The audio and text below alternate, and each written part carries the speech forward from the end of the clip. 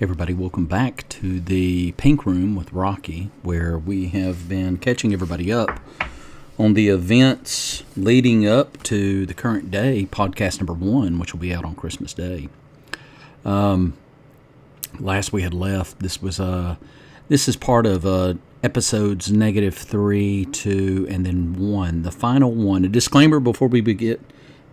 Just a reminder, just as a disclaimer, of course, everything that is on the podcast is completely fake, made up. Any of the names that may resemble names in real life is purely coincidental. Any events or stories that I tell on this podcast, of course, despite the fact that they may resemble things that you've heard from other people seen in the news or are well documented, is absolutely true. It's just a coincidence. It's all made up. It's all bullshit, people. There's no liability on my part, and of course there's no truth to anything whatsoever. So as we continue with part 3, -3 if you will, which leads us right into the next podcast, we are catching up with the events that led to the end of the summer of 2023. If you've listened to the other podcasts leading up to this, you will know that we have just delivered flowers to our ex as we are recovering from our cancer surgeries and having a wonderful summer. And after delivering flowers, we were promptly served with a court order to appear in court to justify our actions. And the ex, Voldemort as we call her, has served me with a temporary restraining order. Of course, I live in a small county in rural Georgia, just outside of Chattanooga, Tennessee. There is a hierarchy of lawyers. I rank them 1 to 14. Each one of them is the best to worst, depending upon how much golf they play with the judges and how much money you pay them. So, luckily, I, of course, have been tooled by a few of these lawyers in the past and knew exactly who to hire. Once acquiring a lawyer, basically, he looked over the case, looked over everything, and said, "This is the work of a crazy woman." And I said, "Yes, it is." So we had to wait 30 days, okay, because that's the way those hearings work. Is you basically have something filed against you. They do what's called an ex parte, where basically you have no say in the whole thing. They give you some sort of constraints. Don't go near this person, blah, blah, blah, blah, blah. And in 30 days, we'll hear the case and move forward. Now, in 99% of these cases that are taken in good faith, these things are upheld, right? Because they're in the safety of people and you want to be careful. But in this particular case, you're dealing with a mad person against a sane, normal person, right? Again, if this person had just, say, 3 months earlier said, "Hey, I don't want to have anything to do with you," that would have been ideal, right? Instead of going to these extremes. And this story only gets weirder, people. Listen, this is just the beginning. So remember the weekend just prior to this court being served to me, I had the most amazing weekend. I was feeling healthy. I had very little side effects from my cancer treatment, and had sort of made a pretty good comeback. I'd just visited with a lot of people in my food truck community and in Chattanooga, and really it was just a delight. It was so nice to show up and be so well received and loved by everybody, right?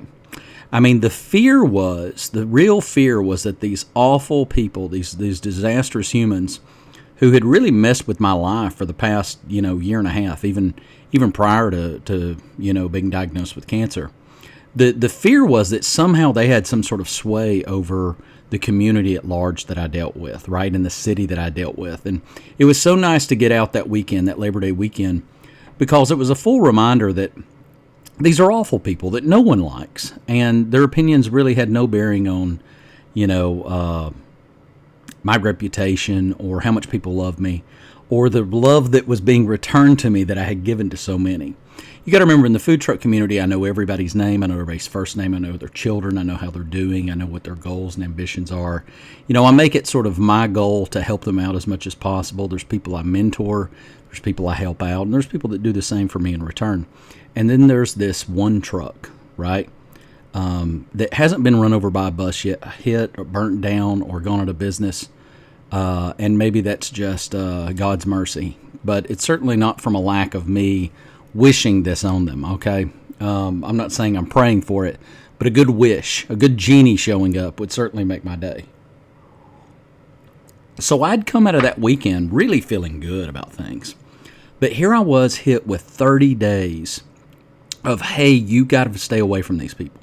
You can't go to these events they're at. You can't go anywhere near them.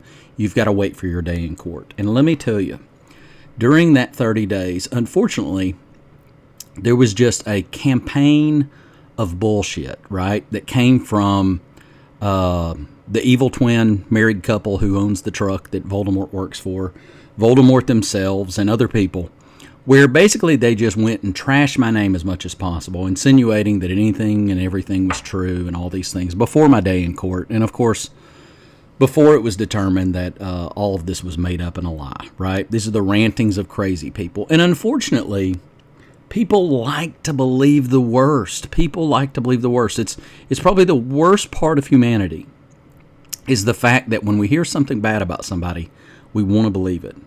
And I think it's probably built around the fact that misery loves company. I think it's built around the fact that genuine people tend to have been beat down in life so much that they just believe the worst in other people. And that's just the way it is, right?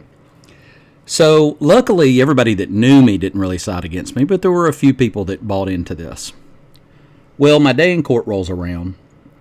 And, of course, it's a laughable situation. The judge calls us up, and, of course, there's virtually no case on her side, right? I had sent her flowers, right? I had texted her saying, hey, I'd love to reconcile, be friends, be able to say hi when I see you. You know, I'm battling cancer, and it would just be really nice to have a cordial relationship with you. So those were my great crimes, right? Was being kind and nice, right? So, of course, the judge is trying to figure out why I'm there in court, and we know, because you can drag anybody into court. And, of course, that day, it was a massacre on her side, right? Had no answers, no explanation for why I was there. She had claimed that I was in locations where there was GPS evidence that I wasn't there, and I had texted her saying I wouldn't show up, and it was almost the exact opposite. But really, it was a sad day, because someone had tried to do something malicious to me, and it backfired on them. They'd even drugged their kid there, their grown kid, and subjected themselves to being asked questions by the judge like, why did the two of you break up? The judge had asked her that 3 times. She had no answer, no explanation whatsoever. She had to say, I don't know, I don't know, I don't know. And then she put her kid in a situation where the kid had to sort of give an opinion of me. What did you think of him? And it was painfully obvious that this child had to defend their mother, right? I mean, that's what you do, right? What else do you expect your kid to do in court? And she literally had to say, well, I think he just scared me. And the reality is, this is a young woman who has great potential and is nice and kind and all these things. And we had a great relationship, right? It was the mother that had sort of left me and all these sort of things. And done so much for these people. It's just almost ridiculous how much of my good kindness I had bestowed on these people, and for them to be turning on me now, all because understandably, this breakup artist, Voldemort, was just bitter and mad and angry, and to this day is bitter and angry and mad. It fuels her life. It fuels blame for every problem in her life on other people and me. It fuels the relationship she has with a man who she absolutely, positively, it is embarrassing that she's with. I wish her the best, but this day sort of was the manifestation of a total mishandling of life. And of course, it came and went. And for me, it was a treatment day. I had my pump on, I had to go the next day and get it taken off. It came and went, but what it came with was sort of this relief that it was all over, right? I can ignore this woman. I can move on with my life. I was delighted, right? But, there's a but in here. But immediately, and when I signed up for some events at the Chattanooga Market, don't mind saying their name, Chattanooga Market, they are a large market here in town that's partially run by the city and then a few yahoos whose favorite pastimes are probably drinking on the job and not doing much, really. It runs itself. I mean, it's kind of a magnet for the community. And, of course, it made up about, 60% of my revenue when I was running my food truck full time. Well, I signed up for their events, of course. You know, I was back. This thing had been thrown out of court. This was a sham. It was a lie and all this. Well, turns out in those 30 days, I just didn't get to them in time. They really didn't look into the truth. They didn't really care about the court hearings. And, of course, their loyalties fell with the sort of loudest squeaky wheel, some 60-year-old woman who, you know, is going to push her husband to having another stroke in his food truck, right? So basically, I was blacklisted by the Chattanooga Market, which stinks. You know, it's like, here it is. It's kind of high and dry. You know, they sent me an email saying what was because of my cancer, and then later on they just stopped talking to me and kicked me out of every event that I would sign up for, which doesn't surprise me. Again, I mean, it's kind of it's a little bit of a tricky deal. Again, totally, all this is fictional. It's made up. I don't even know if there really is a Chattanooga Market, but, you know, it's basically a bunch of yahoos that, you know, booted me. But it's okay. You know, the truth is, you get beat down in life and you have a few doors closed on you. Well, other ones open up, right? It's just what you do. And you look in the open door and you say, God is good. Did he open this door for me? And you go in. And when you follow God's favor, things work out for you. Now, sometimes there's open doors and it's not God that opened them for you. So you do got to take a peek inside. You do have to be a judge of which doors to go in, which ones not to go in, right? And a shut door, kind of like Voldemort's shut door, the reason I didn't end up back with her. When a door is shut for you, you definitely don't need to open it, okay? There's no need to open doors in life. There's plenty of open doors. You just look at the open ones and you follow the plan that's been put forth by God for you. And that's the thing I really started focusing on after this court date, is putting aside my wants, my desires, my wishes, and started looking to what God's plan was for me, and what was the opportunities that are provided for me as these doors closed. And they slowly began to open. You know, soon after, I had an art show. It was wildly successful, more successful than any of my art shows in my 20s. I felt really good about it, and that led to doing exhibitions in Europe, in London, and Helsinki, and you know, all the things that I needed to happen, that I didn't realize it, began to fall in place for me.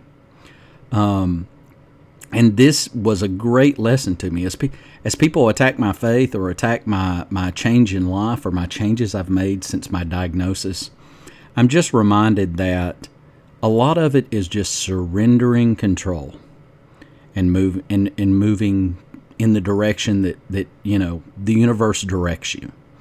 And that's been a huge blessing. So that led into the fall. I did a couple of food truck events at other events in town. Had some decent success. But let me tell you, this is a warning to all the food truck and event people of town, of which many I love, right? The whole pandemic created an environment where food trucks could thrive because so many had not survived up to that point. When we were really hitting on all cylinders during COVID in the very next year, there were only about 25 food trucks in my town. And every weekend there would be one event, one big event where those food trucks could make money. There might be two. And what happened was, in 2022, it kind of grew a little bit, but not too much. But 2023, what I've realized is, every single weekend in my town, there's 5 events. There's 5 things to share amongst a population that really can only support 2 events.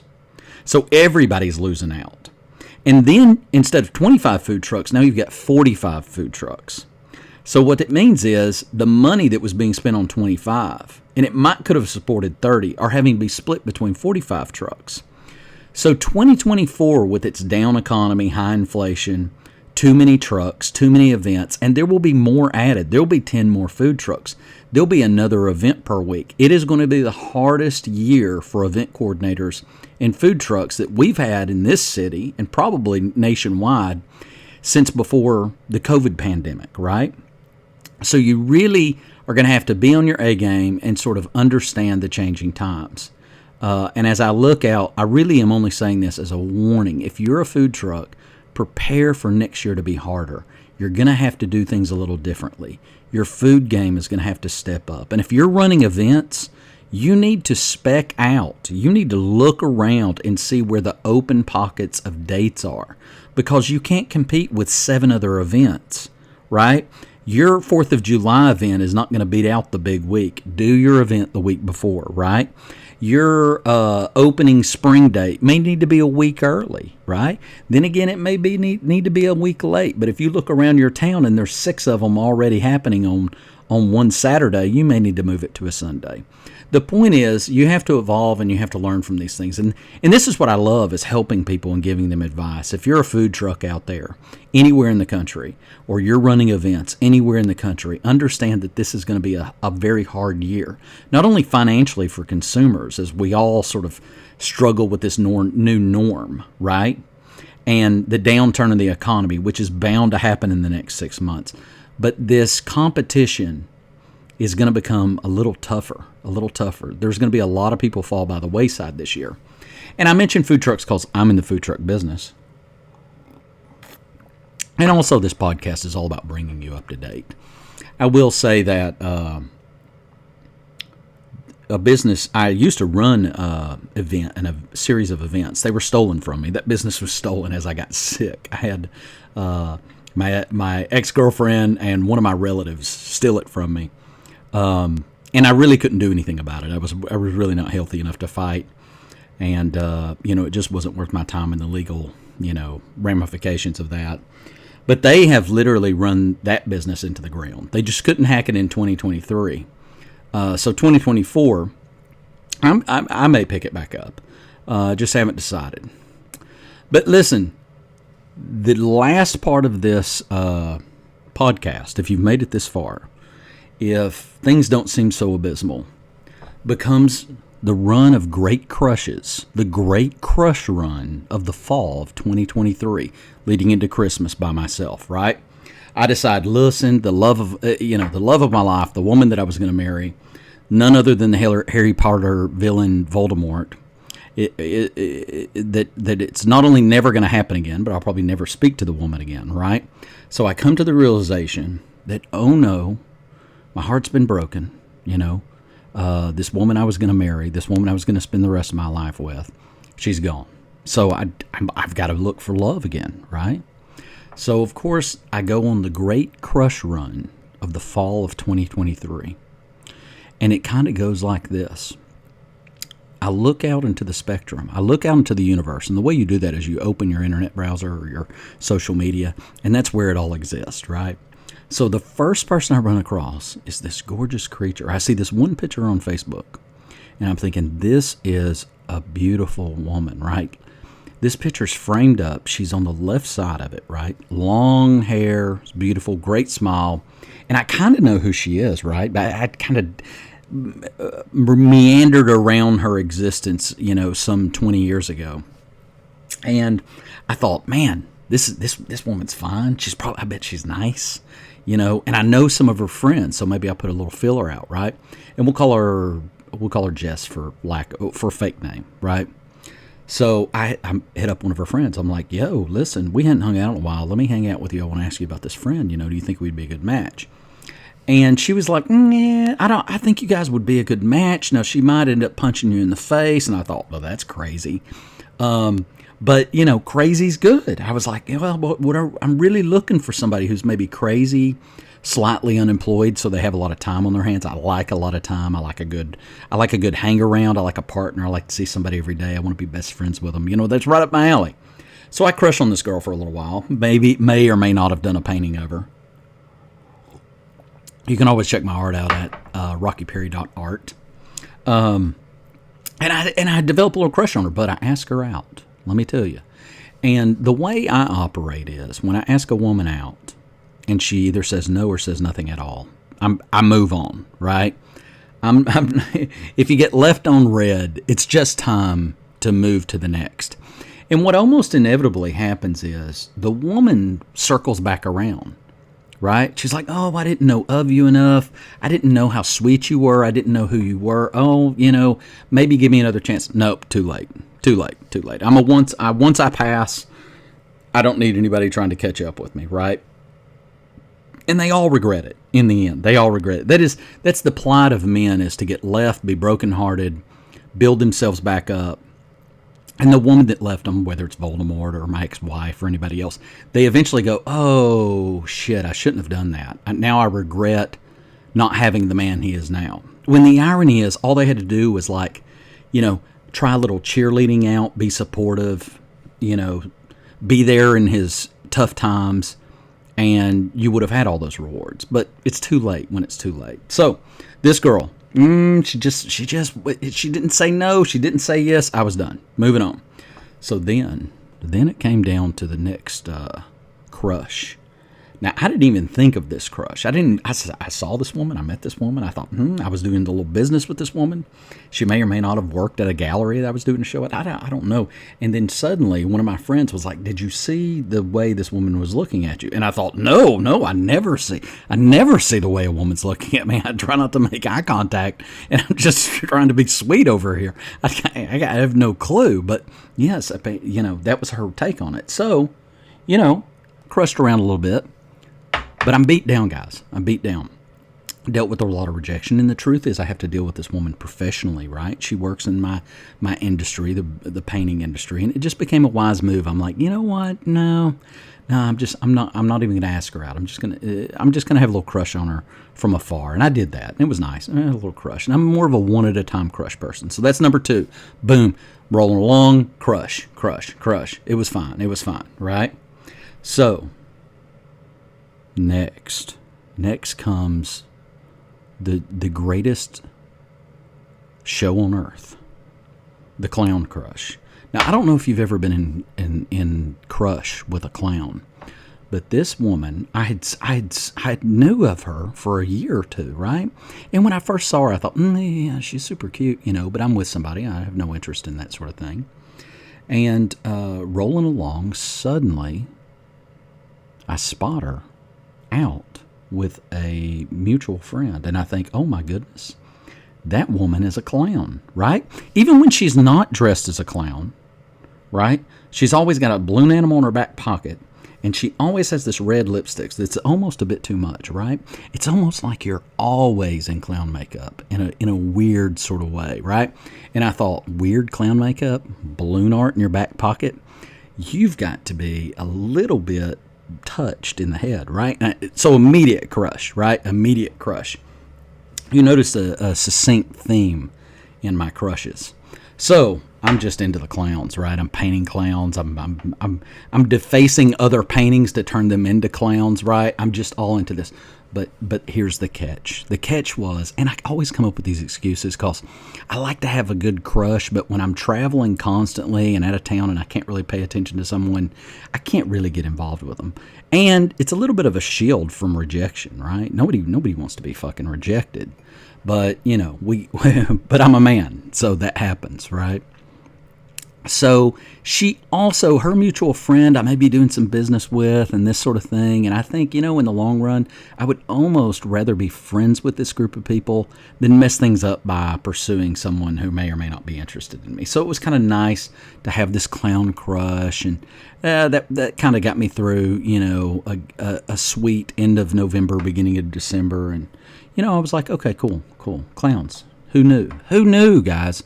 Let me just tell you. You haven't had a crush until you've had a clown crush. That's all there is to it. And now, doors wide open, right? There may or may not be a new lady in my life. I mean, we won't know until the inaugural podcast. And that may not even be the topic of the inaugural podcast. I do want to let you know I thank you for catching up with me on these 3 previews. This has not only been a time for me to test out exactly what's going on and how I'm going to technically set up this podcast and stuff, but sort of doing a filler and a little practice run, right? As we get into our regular podcast, they'll probably be topical in a little different format than this, but I wanted to make sure everybody knew my story leading up to this, right? Knowing the fact that being genuine is important to me, kind is important to me, doing your best is important to me, but being perfect is none of my business, right? God is good, I am not. And the reality is I have friends and I have enemies. I have people that are rooting against me, and I have people that are praying for me every day on many countries and on the globe, and it means the world to me, right? I love you all. I'm glad you joined me, and I hope on Sunday, those few of you that listen to this particular podcast will jump in and listen away.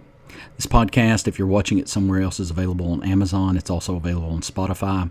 And I upload these videos to my YouTube channel as well. You can find all these things on my social media. I'm not hard to find. You can Google away. Again, appreciate you guys. That's the full version of the 3-part story that you're going to get. Again, none of it's true. It's all made up. But hopefully I will hear from you soon.